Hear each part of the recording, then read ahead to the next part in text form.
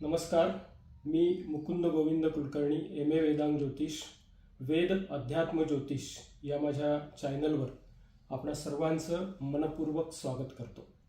आज आपण ग्रस्तोदित चंद्रग्रहण या संदर्भामध्ये माहिती घेणार आहोत. 3 मार्च 2026 मंगळवार रोजी असलेल्या या ग्रहणासंदर्भामध्ये शास्त्रोक्त माहिती आपल्यापर्यंत पोहोचवण्याचा माझा प्रयत्न आहे. खरं म्हणजे ग्रहण आणि एकंदरीत त्या संदर्भातले वेद आणि त्या ग्रहण काळामध्ये करावयाची कामे यामध्ये बऱ्याच शंका कुशंका लोकांना येतात. त्याबद्दल मी आपल्याशी बोलणार आहे. खरं म्हणजे ग्रहण या शब्दाचा अर्थ प्रथम आपण समजून घेऊ. ग्रहण म्हणजे काय? तर ग्रहण या शब्दाचा अर्थ आहे झाकणे, किंबहुना सावली पाडणे, किंबहुना अदृश्य करणे. आणि याच्यामध्ये ग्रहण म्हटलं की बऱ्याचशा लोकांना भीती वाटते. आपण म्हणतो की याला हे ग्रहण लागलं, याला ते ग्रहण लागलंय. म्हणजे याचा अर्थ काय की ग्रहण ही कृती आपण कुठेतरी अशुभ मानतो असा त्याचा अर्थ होतो. म्हणून ग्रहणाला बरेचसे लोक घाबरतात. परंतु ग्रहण हे एक खगोलशास्त्रीय कृती आहे. म्हणजे सूर्य, चंद्र आणि पृथ्वी हे जेव्हा एका रेषेमध्ये येतात तेव्हा कोणाची तरी कोणावर सावली पडते आणि या प्रक्रियेला ग्रहण म्हटलं जातं. हे खगोलशास्त्रीय त्याचं स्पष्टीकरण आहे. आता हे जे आपण खग्रास चंद्रग्रहण आज आहे, या खग्रास चंद्रग्रहणाबद्दल त्याला ग्रस्तोदित म्हटलं आहे. खग्रास या शब्दाचा अर्थ असा आहे की संपूर्णपणे झाकणे. ग्रहणामध्ये प्रकार असतात. एक खग्रास चंद्रग्रहण असतं, एक कंकणाकृती असतं, वगैरे वगैरे. पण आजचं जे आहे ते खग्रास चंद्रग्रहण आहे. त्यामुळे हा चंद्र पूर्ण झाकला जाणार आहे, ग्रस्तोदित होणार आहे. त्यामुळे या ग्रहणाचा सुरुवात, मध्य म्हणजे स्पर्श आणि मध्य आपल्याला कोणाला दिसणार नाही. फक्त याचा जो मोक्ष काळ आहे तो त्या ठिकाणी 5-6 मिनिटाचं ग्रहण आपल्याला दिसू शकतं. त्यामुळे या ग्रहणासंदर्भामध्ये खरं म्हणजे आपल्याला बऱ्याच लोकांकडनं माहिती कळलेली असते, किंबहुना आपण वाचत असतो की साधारणतः दुपारी 3:20 हे ग्रहण सुरू होतं. 5:04 या ग्रहणाचा मध्य आहे आणि 6:48 हे ग्रहण संपतं. म्हणजे मोक्ष काळ ज्याला आपण म्हणतो तो. म्हणजे एकंदरीत 3 तास 28 मिनिटं हा संपूर्ण ग्रहणाचा कालावधी आहे. आता या 3 तास 28 मिनिटांमध्ये जर आपण खगोलीय दृष्ट्या बघितलं तर ग्रहण पाहण्याचा आनंद आपण घेतला पाहिजे. परंतु ज्योतिषशास्त्र आणि काही पारंपरिक शास्त्रानुसार ग्रहण हे बऱ्याच वेळा त्रासदायक असतं. आपले शास्त्रीय लोक पण म्हणतात की ग्रहण उघड्या डोळ्यांनी पाहू नये. त्याच्या पाठीमागची नेमकी भूमिका काय, किंबहुना चंद्रग्रहण का पाहू नये, याच्या पाठीमागे शास्त्रीय कारणं आहेत. आता विशेषतः गर्भवती स्त्रियांनी चंद्रग्रहण पाहू नये असं बऱ्याच ठिकाणी आपण ऐकलं आहे, वाचलेलं आहे. आणि बऱ्याच लोकांना हा प्रश्न आहे की ज्या ठिकाणी ज्या कुटुंबामध्ये गर्भवती स्त्रिया आहेत त्यांनी हे ग्रहण का बघू नये. तर याचं खरं शास्त्रीय कारण कदाचित आपल्यापर्यंत पोहोचलं नसेल. तर याचं शास्त्रीय कारण असं आहे की चंद्र हा जो ग्रह आहे हा जलतत्वाचा ग्रह आहे. कारण जलतत्व हे चंद्राशी निगडीत आहे. संपूर्ण सृष्टीमध्ये जिथे जिथे पाणी आहे तिथे चंद्राचा संबंध आहे. म्हणजे समुद्राला येणारी भरती ओहोटी देखील चंद्राच्या संदर्भामध्ये आहे. एखाद्या स्त्रीचा मासिक धर्म देखील चंद्राशी संबंधित असतो असं ज्योतिषशास्त्र सांगतं. त्यामुळे गर्भवती स्त्रीच्या बाबतीत जर असं म्हटलं गेलेलं आहे की कुठल्याही गर्भवती स्त्रीनी हे चंद्रग्रहण पाहू नये, तर त्याच्या मागचं शास्त्रीय कारण असं आहे की गर्भवती स्त्री म्हणजे स्त्रीच्या गर्भामध्ये एखादं बालक जेव्हा वाढत असतं, किंबहुना हा जो गर्भ आहे तर या गर्भामध्ये जे प्रकारचं जल असतं त्याला ॲम्निओटिक फ्लुइड म्हटलेलं आहे. हे ॲम्निओटिक फ्लुइड जे आहे याला मेडिकल सायन्समध्ये ॲम्निओटिक फ्लुइड म्हटलेलं आहे. म्हणजे त्याला गर्भोदक असं म्हटलेलं आहे. तर हे जे गर्भोदक आहे याचा संबंध देखील चंद्राशी आहे. आणि या गर्भोदकामध्येच हे जे बालक असतं आईच्या पोटातलं ते सुरक्षित असतं. हे जल जेव्हा कमी जास्त होतं तेव्हा बालकाच्या प्रकृतीला त्रास होऊ शकतो असं मेडिकल सायन्स मानतं.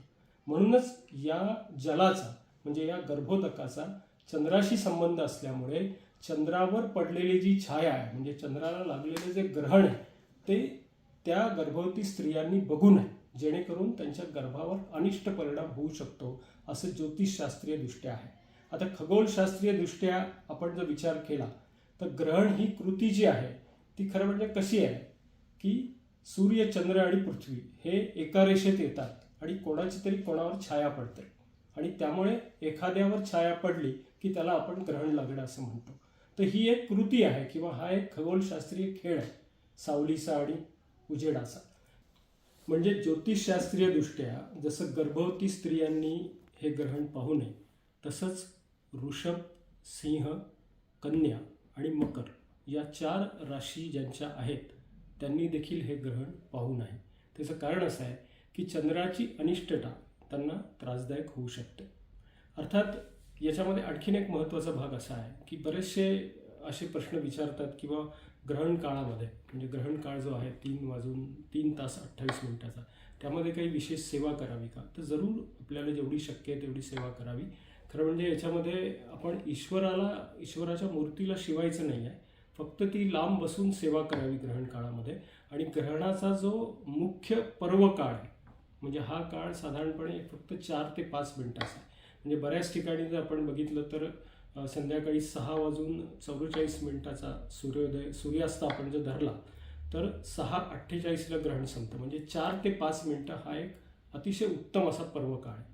तर या 5 मिनिटामध्ये मी फक्त आपल्याला एवढंच सांगू इच्छितो की ज्या गर्भवती स्त्रिया आहेत किंबहुना मगाशी मी जे सांगितलं ज्यांची वृषभ, सिंह, कन्या आणि मकर रास आहे या लोकांनी या 4-5 मिनिटामध्ये भगवान विष्णूंची सेवा करावी. म्हणजे ओम नमो भगवते वासुदेवाय नमः, त्यानंतर ओम सोमाय नमः.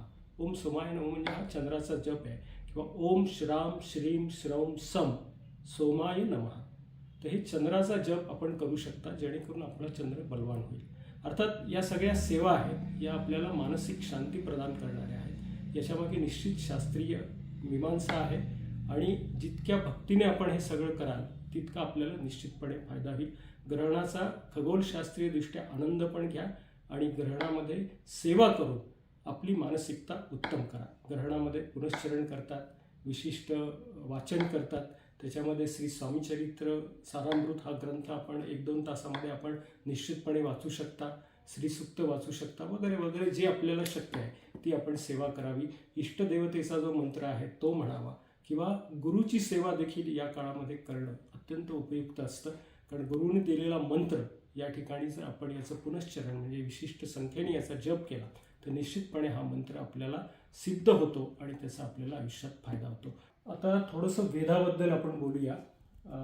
खरं म्हणजे या ग्रहणाच्या संदर्भामध्ये वेद सकाळी सूर्योदयापासून पाळावेत असं म्हटलं गेलेलं आहे.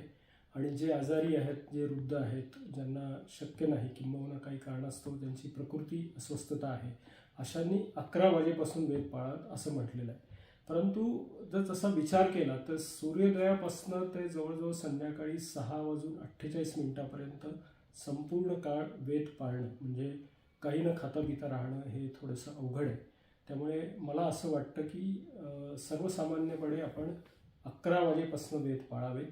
11 वाजेपासून ते संध्याकाळी 6:48 वेद काळ धरावा आणि त्यामध्ये आपण तसं भोजन वगैरे करू शकता, परंतु शक्यतो टाळलं तर उत्तम. म्हणजे 11च्या आत आपण भोजन करून घ्यावं. आणि विशेषतः या वेदकाळामध्ये स्नान करणं किंबहुना श्राद्धकर्मासारखे कर्म करणं, तर्पण करणं किंबहुना जसं मगाशी मी सांगितलं की सेवा करणं हे योग्य आहे. आणि हे ग्रहण संपल्यानंतर म्हणजे मोक्षकाळ झाल्यानंतर आपण स्नान करून आपल्या नित्यनैमित्तिक कामाला आपण लागू शकता. त्यानंतर तुम्हाला कुठलंही त्रासदायक स्थिती नसते. त्यामुळे स्नान करणं महत्त्वाचं आहे. आणि स्नान साधारणतः गंगेच्या पाण्याने करावं किंबहुना गंगेच्या नावाचा उल्लेख करावा. आपल्याकडे गंगेचं पाणी असेल तर ते पाण्यात टाकून जर आपण स्नान केलं तर हे एक अत्यंत पुण्यकारक मानलं गेलेलं आहे. त्यामुळे बरेचसे लोक ग्रहण काळामध्ये पाण्यामध्ये स्नान करतात, म्हणजे गंगेमध्ये स्नान करतात किंबहुना गंगेमध्ये उभं राहून ती सेवा करतात. तर ही जास्त पुण्यकारक मानली गेलेली आहे. असो, या पद्धतीने आपण करावं आणि जरूर आपल्या शंका विचाराव्यात. धन्यवाद.